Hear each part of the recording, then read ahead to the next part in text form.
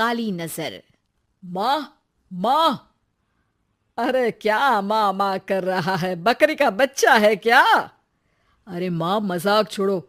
मुझे फाइनली वो मेन चौराहे वाली दुकान मिल गई है। अब देखना, आपका बेटा दुगनी स्पीड से पैसा कमाएगा। ओफो, ये क्या? मेरी ऑनलाइन मेकअप क्लास चल रही है। इतनी जोर से क्यों बोल रहे हो आप दोनों? अरे मेरी धर्म पत्नी जी, मेकअप क्लास बाद में करना। वो चौराहे वाली दुकान मिल गई है हमको। अरे वाह! रुको, मैं अपनी माँ को फोन लगाकर बता देती हूँ। अरे मैं भी अपने रिश्तेदारों को बता देती हूँ। कितनी खुशी की बात है। हाँ हाँ, मैं भी अपने दोस्तों को बता देता हूँ। 1 हफ्ते बाद रजिस्ट्री है। बस, घर में खुशी का मौका था। उन तीनों ने अपने अपने फोन उठाए और लोगों में बात फैलाना शुरू कर दिया। और रही सही कसर श्वेता बहू ने अपने पड़ोस में सबको बताकर कर दी। अरे वर्मा आंटी, अब हम भी जल्दी कार ले लेंगे। घर का रेनोवेशन होगा और ठाट से रहेंगे हम भी। अरे, ऐसा क्या हुआ? लॉटरी बाटरी लग गई है क्या? अरे, इस बार चौराहे वाली मॉल में हमको भी दुकान मिल गई है। दुकान नंबर 21, जो एकदम चौराहे पर है। अब ग्राहक बढ़ेंगे तो आमदनी भी बढ़ेगी ही ना। अरे वाह, कितनी खुशी की बात है। मैं बहुत खुश हूँ तुम्हें इतना खुश देख के। बाकी एक बात कहूँ, सबको मत बताते फिरना। किसी की नजर लग जाएगी तो खुशी की खबर वापस लौट जाएगी। हैं? ऐसे थोड़ी ना होता है। अब डरा रही हो। अरे सही कह रही हूँ। काली नजर कहते हैं इस चीज को, जब आप किसी को कुछ बताओ और वो काम बिगड़ जाए। अरे लेकिन मैं तो। तुमने सबको बता दिया ना? हाँ, फोन लगा लगा के। अब बच के रहना। काली नजर बड़ी खतरनाक होती है। श्वेता इतनी खुश रहती है कि वो वर्मा आंटी की बात पर ध्यान ही नहीं देती, जबकि पड़ोस में और भी लोगों से खुशी की खबर शेयर करती रहती है। अगले दिन राजेश बहुत दुखी होकर घर आता है। अरे बेटा, क्या हुआ? मुंह क्यों सूजा हुआ है? मधुमक्खी ने काट लिया क्या? माँ, वो दुकान किसी और के पास चली गई। किसी ने ज्यादा भाव लगा दिया। अरे पर बात तो आपसे हुई थी ना उस दुकान वाले की। हाँ, आज मैं टोकन अमाउंट देने गया था, तब मुझे पता चला। कोई आकर सुबह मुझसे पहले ही ज्यादा अमाउंट दे गया। काली नजर। क्या? क्या कहा? वर्मा आंटी ने समझाया था कि किसी को बताना मत, वरना काली नजर लग जाएगी। अच्छा, तुम्हें उनकी बात मान लेनी चाहिए थी। उनकी बात मान लेती, लेकिन उसके पहले ही सबको बता चुके थे ना हम तीनों। अरे अगली बार से ध्यान रखेंगे। कोई भी नई चीज होगी तो किसी को नहीं बताएंगे। तीनों कुछ दिन ऐसे ही रहते हैं, पर एक दिन श्वेता को एक मेल आता है। राजेश, मेरा ऑनलाइन मेकअप कोर्स कंप्लीट हो गया। अब मैं खुद का पार्लर खोल सकती हूँ। अरे वाह, अपने मोहल्ले में ही खोलते हैं। ये जो घर के सामने दुकान है ना, वहीं। हाँ, यहाँ सस्ती भी मिल जाएगी। अगले दिन श्वेता वर्मा आंटी के पास जाती है, मिठाई का डब्बा लेकर। अरे आओ आओ, कैसे आना हुआ? जोर से नहीं बोलूंगी। वो सामने वाली दुकान है ना, वहां मैं अपनी पार्लर की दुकान खोलने वाली हूँ। उसकी मिठाई है। अरे वाह, बहुत बधाई हो तुमको। हाँ, मैं कमाने लगूंगी तो राजेश पर पूरे घर का बोझ नहीं रहेगा ना आंटी जी। ये तो है। पर ये बता कि तूने ये बात किसी और को तो नहीं बताई ना? अरे नहीं नहीं, पिछली बार गलती कर दी थी।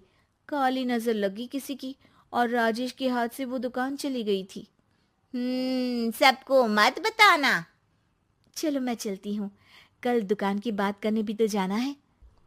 अगले दिन श्वेता दुकान के लिए मालिक से बात करने जाती है। अरे लेकिन दुकान तो हम कल रात को ही किसी को दे चुके हैं। कल ही? हाँ, कल ही। 2 दिन बाद कोई यहाँ पार्लर भी खोल लेगा। अब कहीं और दुकान देख लीजिए। अरे पर हमको भी तो पार्लर ही खोलना था। हाँ भाई, ये एक ही दुकान है, आधी आधी तो नहीं दे सकता ना मैं। राजेश और श्वेता घर पर हताश होकर आ जाते हैं। इस बार तो किसी को बताया भी नहीं था, अब किसकी काली नजर लग सकती है। सुनो, तुमने माँ को बताया था क्या? अरे कैसी बात कर रही हो, माँ की नजर थोड़ी ना लगेगी। पक्का तुमने किसी को नहीं बताया था ना? सिर्फ वर्मा आंटी को बताया था, उन्होंने ही मुझे किसी को नहीं बताने को कहा।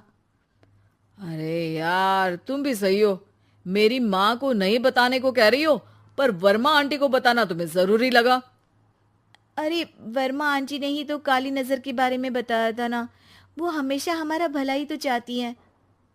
मेरी माँ भी हमारा भला ही चाहती है। अरे पर चिल्ला क्यों रहे हो? बात नहीं कर सकते क्या आराम से? नहीं आता हो आराम से बात करना, और करना भी नहीं चाहता हूं मैं। दुकान जाने का दुख गुस्से में बदल गया था और राजेश और श्वेता में बात बंद हो गई थी।